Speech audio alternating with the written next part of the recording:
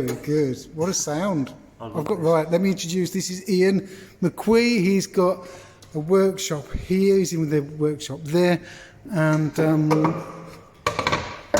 you make guitar slides. Glass guitar slides. Right, tell us a bit about glass guitar slides. Right. In the guitar slide world, you've got several different materials: brass, steel, ceramic, all sorts of things like that. They all work. Yeah. Glass, specifically for these types of instruments. Right, and what is this instrument? This is called a Resonator Guitar. It's a mechanical guitar. This bit in here is an aluminium disc. Right. Just give that lovely ringing. Yeah, it sounds sound. amazing. It sounds brilliant. Yeah. Totally different to a wood-bodied guitar. Right. So basically, mechanical guitar.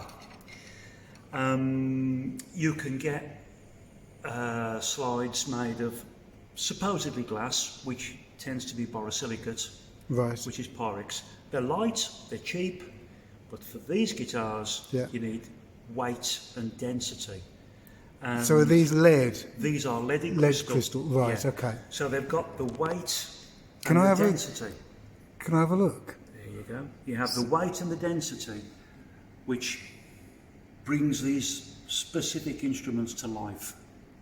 Wow. And these are blown here? Or are they blown? These are blown Far from here? Some are blown here, some are blown in Lonsdale, in Derbyshire. That specific one is actually blown in Hanbury at Top Glass Studio. Oh, nice. Yeah. It's got. I've just noticed it's got a shape to the end. Is it that? certainly has. That's in the blowing process. Right. Is that? Yeah, as it comes off, it would come off the blowing iron at that end. Yeah. But that's the end that would be facing away from the iron. Right. Okay. Okay. It gives it more. It's rounded, so it gives it a lot more comfort at that end. It's great. And this is yours. Yeah, that's mine. Yeah. And you make these things, or you do all the polishing, all the intricate stuff.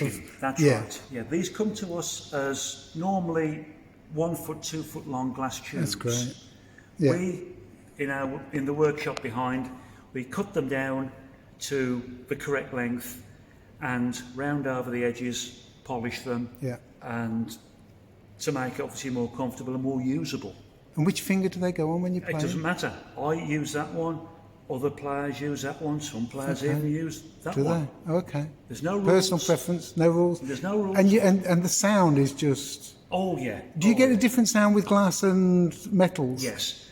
You tend to find certainly with ceramic and with glass, you get more of a rounder, less. Best way to describe it, like a trebly sound. Right, okay. So, demonstrate like it. This, there's like a sustain there on the note, but it's deeper and warmer. Right, okay. Metal will be a lot more trebly, top end bite. Okay. Obviously because of the structure, because of the material it's made from. Yeah. Yeah, ceramic falls between the two. Oh, okay. It's great. Yeah. And have you got some of these we can have a quick look at? Yes. Because that's great to hear. I mean, I came around the corner. I was just like, I've got to start before I get around there because people are just, it's a great start. I mean, it's brilliant. So this is where is this in the guitar world? Right, this is your traditional, what they would call the acoustic blues. Right, okay. From like the 20s and 30s. These were mainly bought because of the loudness. What happened was back in the 20s and 30s, it was like jazz bands. Right. And 4 or 5, 20, 30 piece bands. Right, okay. With a guitarist, with like a normal wood-bodied acoustic guitar, you would never hear him. No. He'd be banging away and you would never hear him. Right. So these are made specifically for the big band guitarists. Right. So you're just having a nice, quiet acoustic sound. That's what you get. You could hear the Yes, guitarist. you can. Yes, it sounds great. Yeah, and the Hawaiian guitarists picked up on them, and they became big in the Hawaiian world. Right. Brilliant. Yeah. Come on, let's go and have a look at some of your things because this is great.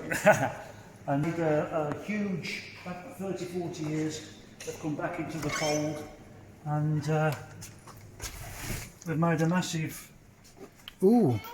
Blimey, you were ready for me. Oh, well, You've had somebody here this afternoon, haven't yes, you? a couple of guys have come from Worcester to buy a few. Oh, okay. Yeah, Wow. these are just basically some of the colours and patterns we can do. These are actually going to a guitar show on Wednesday, but that's what it's all about. Wow. Yeah. I say these are. And then when people go to the shows, they try them on. They see a colour or whatever, but they might try a colour on it. It's too tight. That's right. Try something else. Oh, that feels good. And I'm going to ask. It sounds like a silly question, but do you get much difference between, say, the brown ones and the clear? Is there anything? None at all. Nothing. None at all. The only difference in the I've got to ask what that is in a minute. Go on. the only difference in tone is the thickness of the wall. I mean, you've got one there. Which is like got quite a thin wall. It is a thin wall. Yeah. And you look at something like that one, which is much thicker. Yes. That one will sound deeper and warmer than that one. This will sound more trebly top end because you've got more weight and mass in that one. So that's the only difference. The colours will mean nothing. And some have got sort of closed ends. Yeah, some have got closed ends. This is how they come from. They come from the glass makers. They're about that long. Right. Okay. As I said before, we just cut them to size, but that will always be the one end. Yeah. Of the tube. So 1 in 4 has got an end on it. One end will always have the dome on. And what's this? Is that glass? That's another one. Yeah, that's another one that was made here in the on-site studio. Bennett, it looks. That's a beast. It is, isn't it? That is an absolute beast. But again, on something like that type of guitar, the mechanical guitar, that will just sound awesome. Yeah. Can I just? Yeah, yourself. Wow.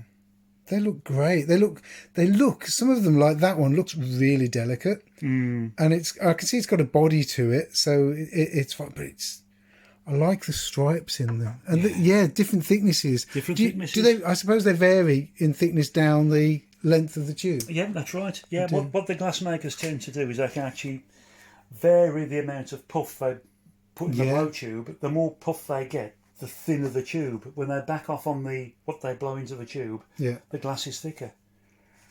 Ian, it's brilliant. And you do it all in there? All in there. And you've got all sorts of equipment and stuff in there. Without that stuff in there, these wouldn't be done. Yeah. Brilliant. Brilliant. And you were around by the time when the festival's on? All the festival, here every day. Brilliant. Okay. So anyhow, you're in this unit, which is Unit 9. Unit 9. Yeah. Right. Good to speak to you, Ian. Thank you for this. It's a great one. And we'll catch up with you soon. Great stuff. Cheers. Bye.